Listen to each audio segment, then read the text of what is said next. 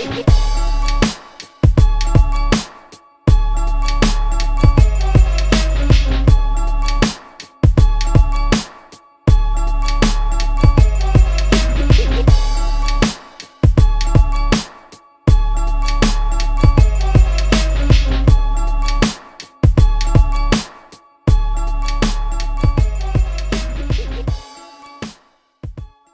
name is Vera Atino-Ching.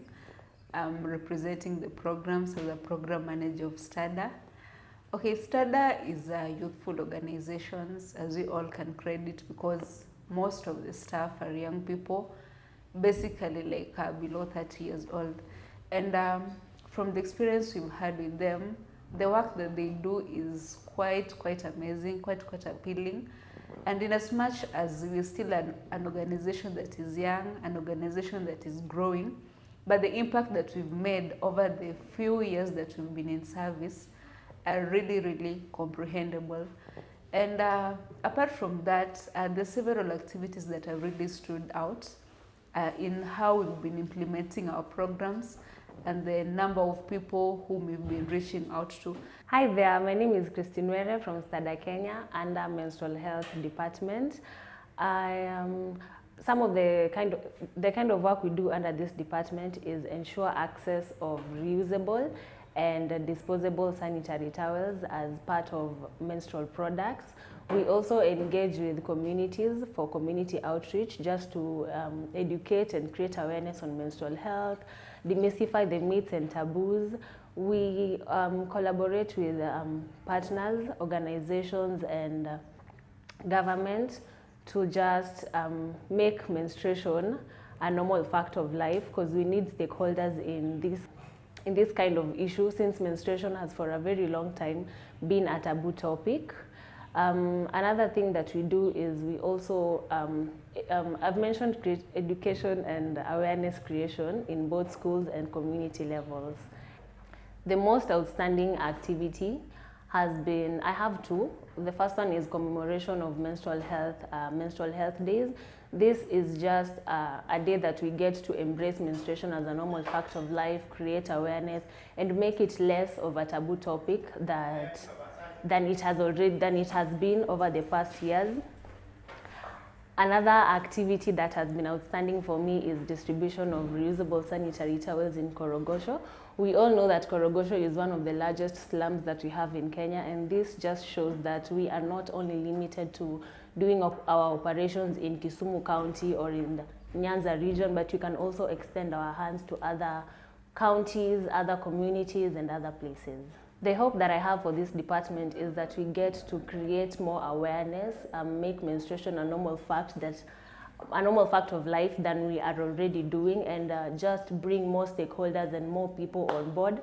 And let's have these conversations everywhere, not just among women and girls, but also men and old people in our community. Because you find that people say that you cannot teach an old dog new tricks, but it is this kind of people that we need to have on board with us to enable us create more awareness about menstruation at the grassroots levels. An additional thing that has really made us to stand out is the kind of energy we've been putting out as a team.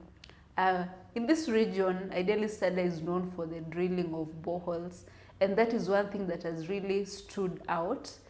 And despite us being very young people, the energy is so massive and the impact is so great in terms of the drillings we conduct, in terms of the repairs we conduct, in terms of the health and hygiene talks among us all, that it's really encouraging. My name is Wilberforce Mandela, staff member of STADA Kenya. I work under the Department of Drilling. Yeah, the drilling department has 4 members, two gentlemen and 2 ladies. And basically we are divided because we have 2 drilling machines. So each machine has 2 members. Basically what we do in this department is giving the communities water, and not just water but safe water for consumption. There are a number of steps that we have to follow when we are going for this kind of project. We have to talk to the communities first, and we brief them on what is required from them during the exercise. So we'll have a team that will go to the community and talk to them and prepare them on a couple of issues, if I may mention. The community will provide water for us because we need water during drilling. The community will also provide the security for the team and for the machine. The community will also provide manpower, the people who will help us during the work. And when the community is ready with all these three items, the team is ready to go to the site, and immediately we are at the site, we have to set up this site and make it ready for drilling. So first of all, we'll pick a place on where we are going to drill, where our hole will be, and then from that we'll dig 2 pits. We call them mud pits. So one will be for settling and the other one will be for sanction. So these mud pits will help us to retain water so that we don't use a lot of water during this exercise. So when those 2 are ready, we put up our mast and we are ready for drilling. So after the drilling is done, we'll be able to do something we call well development.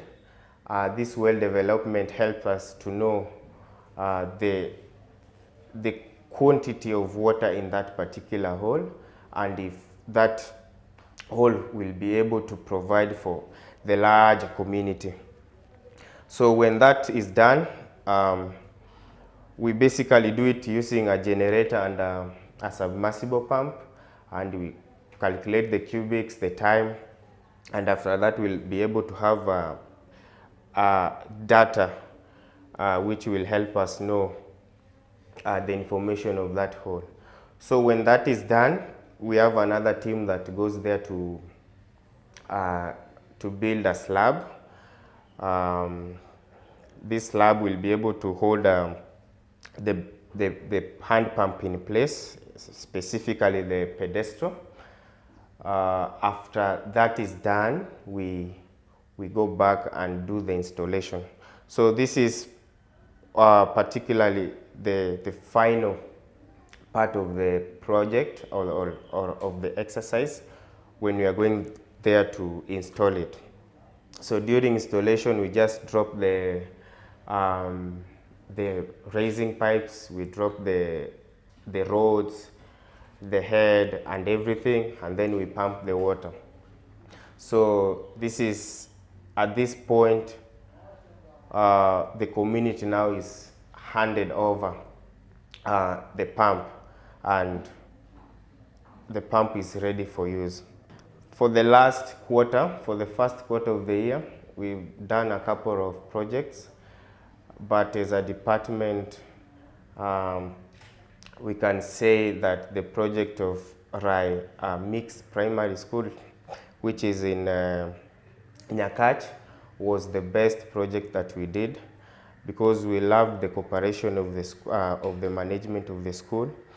Even the kids were very excited when we were doing the drilling. You could see them around the project. When we finished drilling and we were installing it, actually the community at large, not even the pupils, came immediately to that pump and fetch water. And that showed me that that area really needed that borehole. Asante kwa stada. Asante kwa stada. Asante kwa stada. Asante kwa stada. Emmanuel, asante kwa stada. Emmanuel, asante kwa stada. also in our department we have our challenges, and challenges are there to learn from, and we keep learning from them. If I may just mention, sometimes it's very hard to access some communities, especially during rainy season.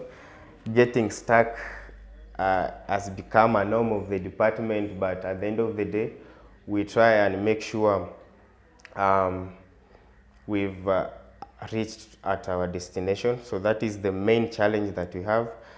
Sometimes the communities, when the project takes longer than expected, they sometimes they somehow lose hope, but and that becomes a challenge. You see some these people that help us do this work, some of them will stop coming. Maybe the rate at which they are bringing the water will go down, but during the exercise we always encourage them to keep bringing water, to give us the security and the manpower, because at the end of the day we leave the place after we have given them water. The hope of the department is to keep providing water to people, because many people don't have water, and we are hoping that we'll be able to expand our wings outside Nyando. That is also my hope. And to some years I want to be able to say that I have participated directly in drilling more than 500 boreholes with STADA, and that is something I'm looking forward to. My name is Brolin Olomboya, pump repair and rehabilitation lead. This is a department that was formulated in STADA to catalyze the number of pumps in the communities. Ideally, what we do, we repair pumps, we install these pumps, and we also rehabilitate them. Our major focus actually is to ensure that communities at large have access not only to clean water but safe water. We have a total of 12 members who helps in ensuring that the community and the people get access to safe water. The most outstanding activity in this department actually was Olasi Primary School, but ideally we have done a lot of pumps. We have repaired more than 200 pumps ever since this department was started. But the most outstanding is Olasi Primary and Ofunyu Primary. Why is it outstanding? There was a moment where we conducted a pre-visit, and we saw the need there. Those people actually, they were really in need of water. We went there as a team. We conducted a diagnosis of the pump, and we realized that the pump was not working. They told us more about how they have been with the water, and we considered it, and we categorized it under a crisis, and we needed to solve the problem. The hope of this department is to see it growing. Actually, the first set target was 40 to 60 pumps. We worked very hard with the team that we had, and we ensured that we surpassed the number. As we speak right now, we have managed, there was a month that we repaired up to 135 pumps. To me, it was a great achievement that I've never achieved so far, ever since I started leading the team. And also apart from that, we came up with the production unit and named it the textile department. And that component has really been working in day and night to produce the reusable sanitary towels. My name is Agnes Adhiambo. I'm the administrator of STADA Pads. STADA Pads is a social entity that does the production of reusable sanitary towels. STADA Pads has 8 members. STADA Pads as a social entity, we are happy that we are putting smiles on the faces of the girls in the community there. As we all know that some of the parents cannot afford to buy the disposable sanitary towels. So by us distributing the reusable sanitary towels, we ensure the girls are in school, thus reducing the risk of pregnancy and transactional sex. But our organization has come in handy, and the production of the reusable sanitary towels from a study that we recently conducted has led to let's say 85% of girls have been kept in school because they don't really have to worry about menstruation when they're in school. My hope for this entity in future is that we produce more of the reusable sanitary towels and reach out to most parts of the country and most parts of the world as well. Therefore, their attendance has also improved, the academic performance has increased, and also their parents really don't have to complain that they don't have enough funds to get the reusable sanitary towels for the girls. And also cross-cutting departments, for example, the humanitarian department has really made us to get to the grassroots levels and to really know more about what is happening in the communities as opposed to when you're in the office. I can give an example of one of the recent visits that the department went to Kodiaga Women's Prisons to celebrate an event that was named Love Behind Bars. So through the interaction with the inmates, we really came to realize or to come out with very, very key lessons. One being, you can be behind bars for something small that you could have prevented, but maybe because of your emotions or because of your anger, it led you to commit a crime, maybe even slapping someone. It could be physical, it could be verbal, or any kind of abuse, and as a result to go behind bars. So in as much as we reach out to the community to get their experiences, it has also been a great platform and a learning point or a learning experience for us, not just from the program's view, but also from our interaction with everyone whom we come across.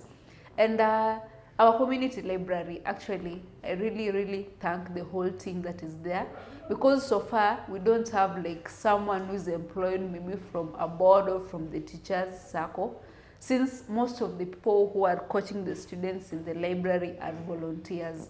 But we have one case of a student who really proved to us that everything is possible with the community library. I'm Terry Abura. I'm currently heading the Department of Education at STADA Kenya. The department started in 2022. We saw a need of children to go to school. There have been for a lot of years where kids around Nyando, where we work in, don't go to school because maybe of lack of funds, or some that do not just know how to communicate. And so one of the things that we did at STADA Kenya, we came up with a community library where we help children to grow in languages and just teach them on how they can communicate and enhance their skills. In education, we have two programs, that is community library, and we have scholarship. In scholarship, what we do, we find vulnerable kids who approach us. Then we approach specific donors, people that feel they can take these kids to school and maybe allow them to grow in their education. And majorly we do this by looking for vulnerable kids, which mostly come to our community library, who benefit from this program that we have of scholarship. Another thing we do, the community library, it is open throughout the week, where kids just come to read and learn and learn on other skills like debates and public speaking generally. And also we have volunteers that help these kids with their homeworks, those that cannot do their homeworks by themselves or at school. We've realized that most of these kids during holidays idle a lot, and this has for a very long time maybe contributed to teenage pregnancy or child abuses, where kids just do a lot of work at home and not do anything. And so to curb these problems, we as STADA Kenya have come up with the community library where children can come there and just learn and do fun things apart from maybe education, and also to catch up with with the other kids from other schools that are well performing. This department comprises of 3 people. That is myself and 2 other people. During the holidays, we also have volunteers, which are the kids that are majorly sponsored by individuals from our organization or just from outside. And so as they are sponsored for school, they also help these kids with the points of weaknesses in various subjects. The most outstanding activity or the most outstanding story for the community library has been last year we had taken some of the kids in the community library who did not have finances to go to schools. These are vulnerable kids who have only their mother. And so when they go to school this year, we found a sponsor, someone volunteered to take them to school. And for the whole of last year, they had only depended on the community library education, which is not even a school in the first place. And so the revisions that they did, the storybooks that they read, and the activities that generally just took place in the community library is what they depended on. And this year when they got to school, they did their first exam, and one of them, who is Benta Award, has done really good in her exams, and out of 50 something students, she has become the 2nd person.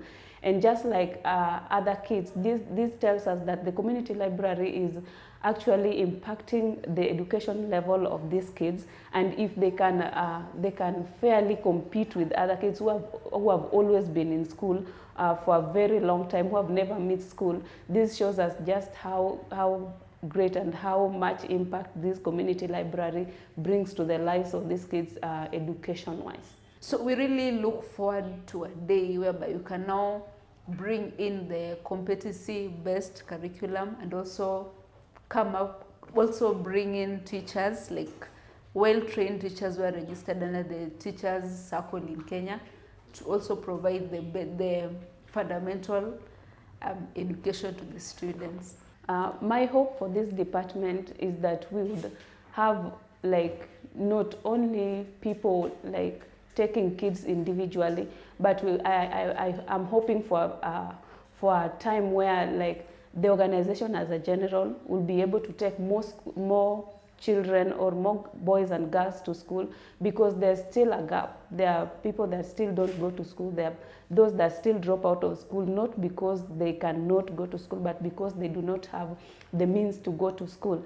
And so I'm looking forward to a time where the kids in this area will be able to go to school despite where they come from or who they are, whether they are boys or girls, or whether they cannot afford it or not. I'm looking for a time where they will all be able to go to school and learn just like other kids.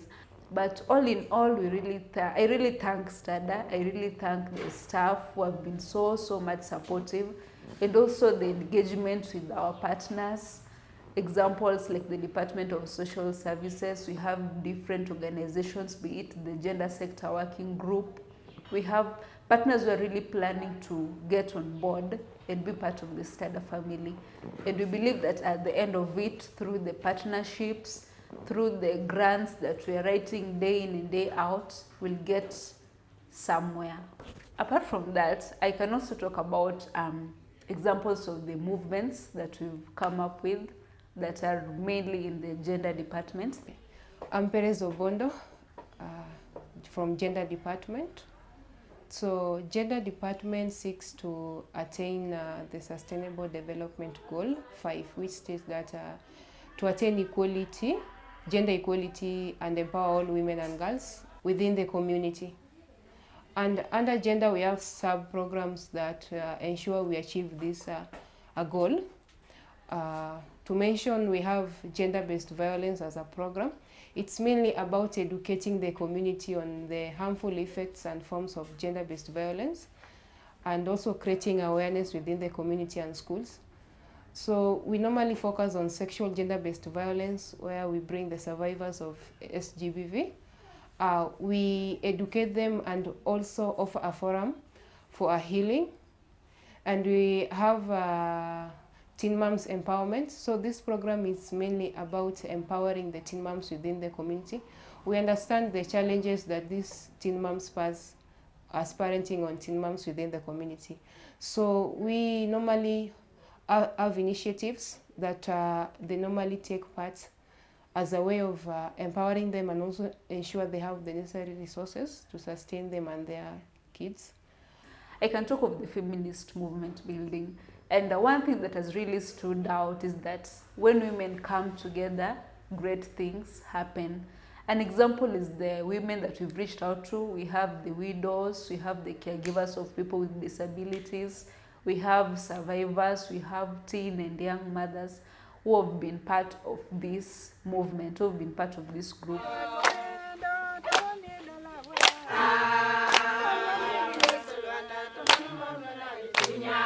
We have feminist movement building. This is one of the programs that has been so much good, and the outcome of it is very nice. So we have different women groups that we empower with resources.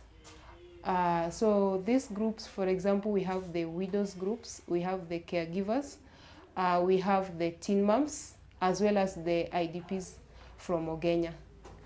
We have a social economic empowerment program. We have realized that whenever you give women the resources and you empower them, the outcome of it will be so nice. And we have realized that especially the marginalized women suffer a lot because they don't have resources to sustain them. We have climate change and women empowerment, economic empowerment. We realize that women are the first responders to climate change, and in terms of searching food, water, and they are being affected so much. And it's a success story, because when you look at them from where they were and where they are currently, it's a huge step. So we realize that if we empower these women, since they have been impacted by effects of climate change, these women will ensure they have the food, they have water, everything to sustain their family. And it only happens because of the partnership. It only happens because of the collaboration. It only happens because we have that passion of reaching out to more and more people that we can, and we have that passion to reach out and change the community. We also have male engagement and inclusion. There is no need of marginalizing men to the extent of empowering women. So men have been seen as the problems to the challenges that we women experience in the society, but this is not the case. So there is need of taking men on board, whether they can be seen as solution, whether they can be seen as challenges, maybe, but we hope that if we engage men in discussing gender-based violence issues, things that may affect women in the society, we will achieve gender equality within the community. Just take it out from being a patriarchal community and also include the views and opinions of women in progressing change, and also ensuring that we have justice and equality amongst all girls and women. As gender department, the most success story I will say is the feminist movement building. That is a program that I'm so proud to be part of it, because whenever you invest in a woman, the outcome will be very impressive. For example, I will take the widows group. These widows, when they started the feminist movement building, also termed as Wanawake wa Stada, the first meeting, they were there, they didn't have any resources, they didn't have anything at hand, but at the end of it now, it's almost nearly 6 months. Whenever you visit these groups, they have projects that are running, they have projects that generate incomes, they can now access food. And my hope for gender department is by the end of this year, I wish that survivor of sexual gender-based violence deserves justice. She deserves closure. Another thing I hope for our department is we foster more community engagement in order to achieve our goal, that is gender inequality and empowering women and girls in the society. So everything has actually been made possible through one of the most important departments, the communication department. Ideally, I consider them a very, very important group because they're the ones who are in charge of documenting the success stories, documenting the stories at the community level, like ensuring that our website is up and running, and also our sites, be it YouTube, be it Facebook, Twitter, TikTok, all those are active. And it's because of their contents that we can really showcase what we do as an organization, not just to the STADA Kenya, the STADA team, but also from an international or from a wide perspective. And we still believe that a lot more is to be done, and they'll do it within their ability. And at one point in time, it will just STADA everywhere. As in, there'll be so much jam in the Twitter sections and everywhere. Everyone will be looking forward to knowing what STADA does and what STADA wishes to do in this locality.